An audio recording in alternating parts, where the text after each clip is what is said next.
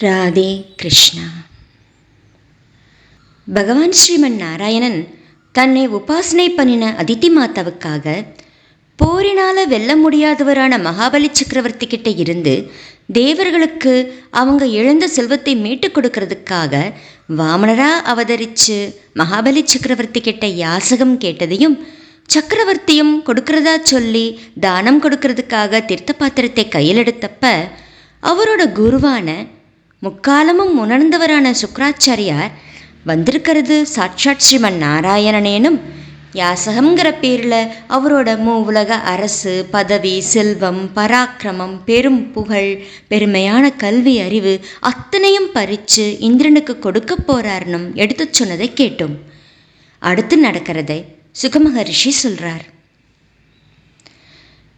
மன்னனே, குலகுருவான சுக்கராச்சாரியார் இப்படி சொல்ல இல்லறத்தை நல்லறமாக நடத்தக்கூடியவனான மகாபலி கொஞ்ச நேரம் மௌனமாயிருந்து செய்ய வேண்டியதை நல்லா ஆராய்ஞ்சு சிந்திச்சு அப்புறம் தன்னோட குருவை பார்த்து சொன்னான்.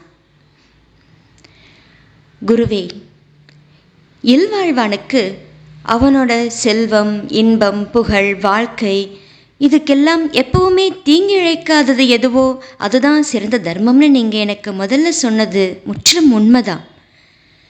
பிரகலாதனோட பேரனானா முதல்ல தானம் கொடுக்கறதா வாக்களிச்சிட்டு இப்போ தர முடியாதுன்னு ஒரு வஞ்சகனை மாதிரி எப்படி சொல்லுவேன்?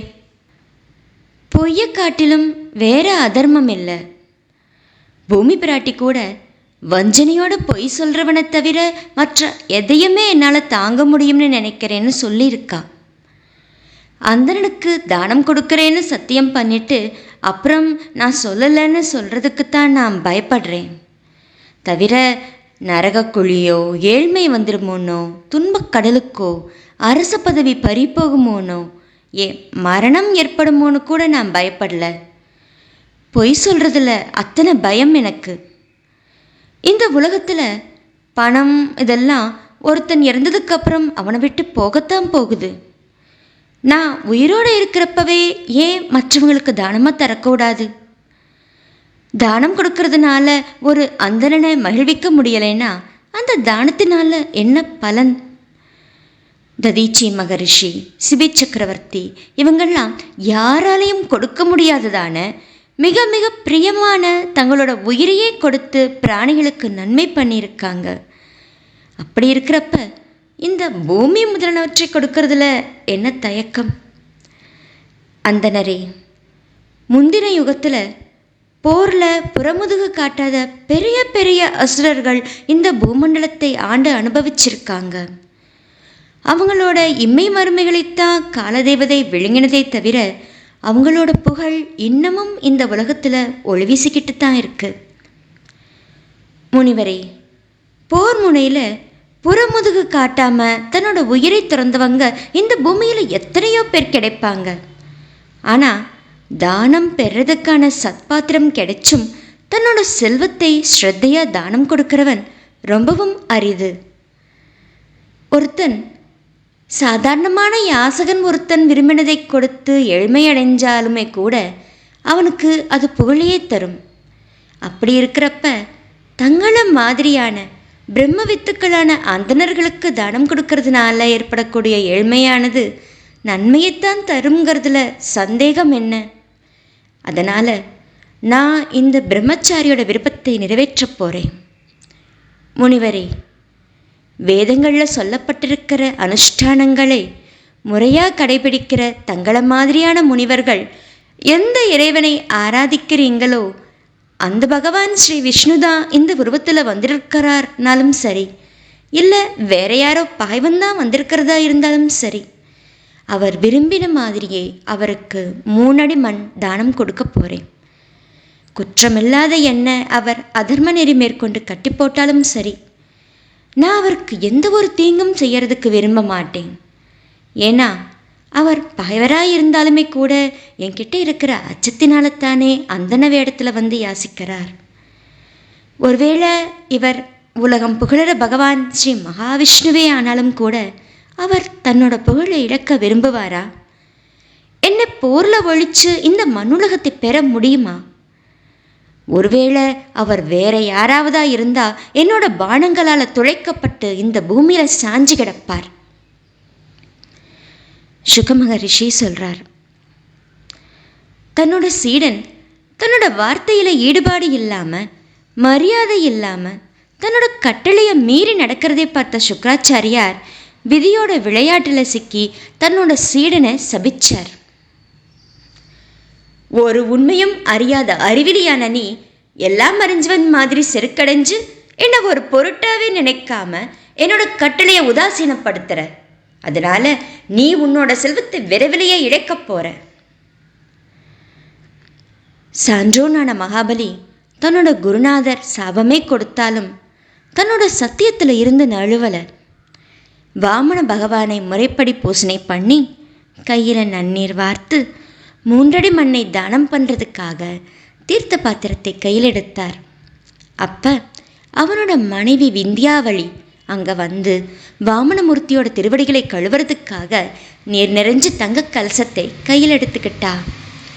அவன் நீர் வார்க்க மகாபலி மிக்க ஆனந்தத்தோட அந்த வாமனமூர்த்தியோட அழகான 2 திருவடிகளையும் கழுவி அகில லோகங்களையும் தூய்மையாக்கிற அந்த பாத தீர்த்தத்தை தன்னோட தலையில தெளிச்சுக்கிட்டு தன்னோட மனைவியோட தலையிலையும் தெளிச்சான்.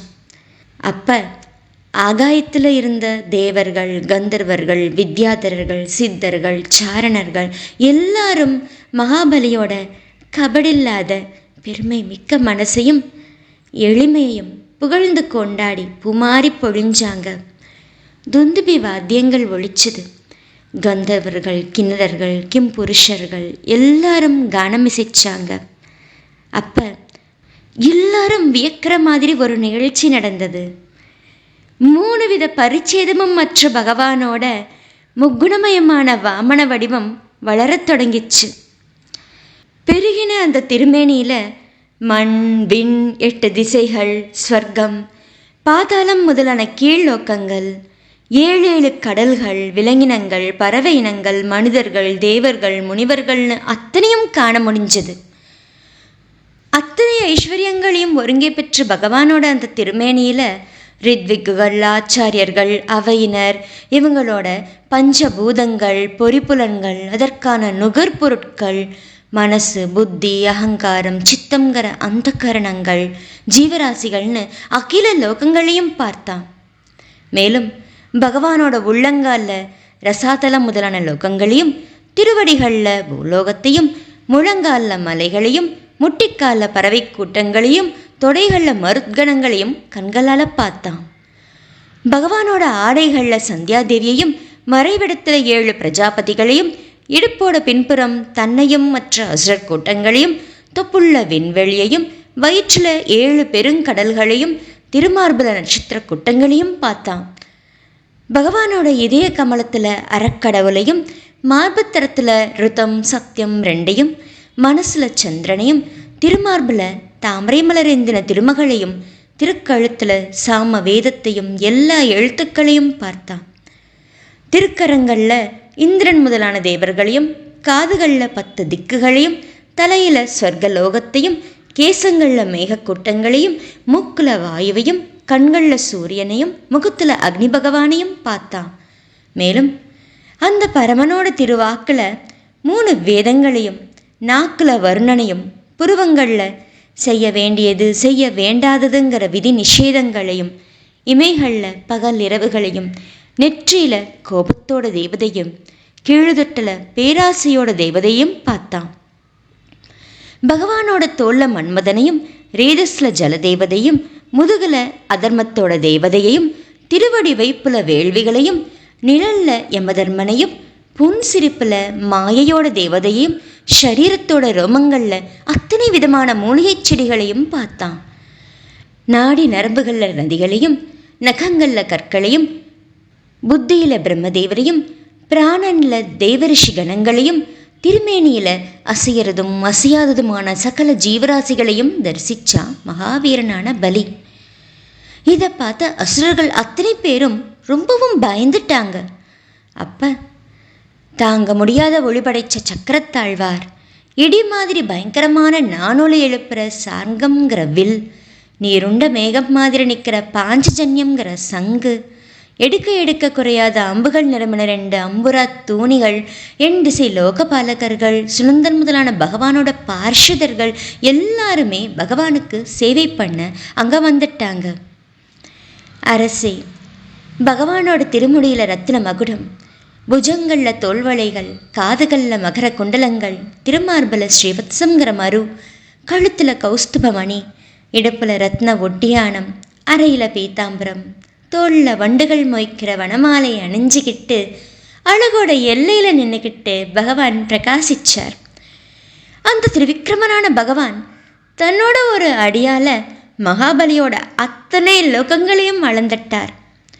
திருமேனியால் விண்ணையும் திருக்கரங்களால் 8 திசைகளையும் அளந்தார்.